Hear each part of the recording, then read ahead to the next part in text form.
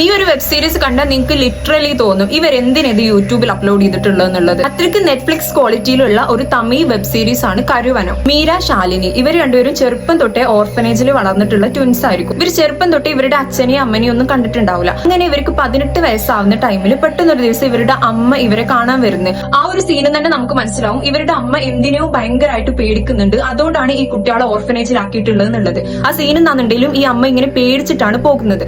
അതിനുശേഷം കുറച്ച് വർഷങ്ങൾക്ക് ശേഷമാണ് പിന്നെ അമ്മ മരിച്ചിട്ട് ഫ്യൂണറലിലാണ് ഈ കുട്ടികളെ അമ്മനെ കാണുന്നത്. ആ ഒരു ടൈമിൽ ഇവരുടെ ഫാമിലി ലോയർ വന്നിട്ട് പറയുന്നത് ഇവരുടെ അമ്മയുടെ പേരിൽ, അതായത് അമ്മയുടെ അച്ഛന്റെ പേരിൽ വലിയൊരു പ്രോപ്പർട്ടി ഉണ്ട്.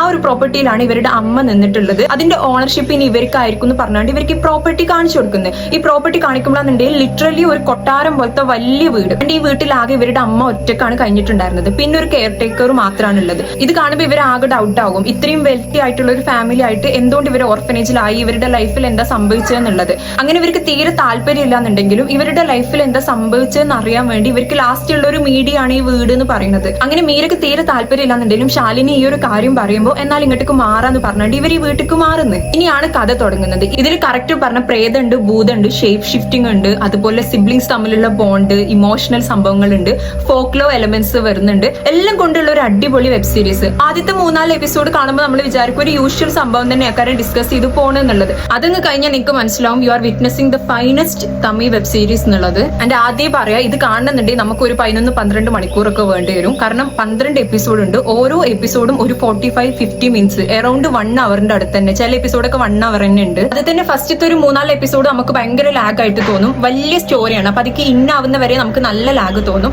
അതിനുശേഷം നമ്മൾ ഒറ്റ ഇരിപ്പിൽ കണ്ടു തീർക്കും. പിന്നെ ഇതിൽ ഭയങ്കര ജംസ്കെയർസും കാര്യങ്ങളൊന്നും വരുന്നില്ല. അതായത് സ്ക്രീനിന്റെ മുന്നിക്ക് പ്രേതം വരുന്നു, ആ സംഗതി ഒന്നും ഇതിലില്ല.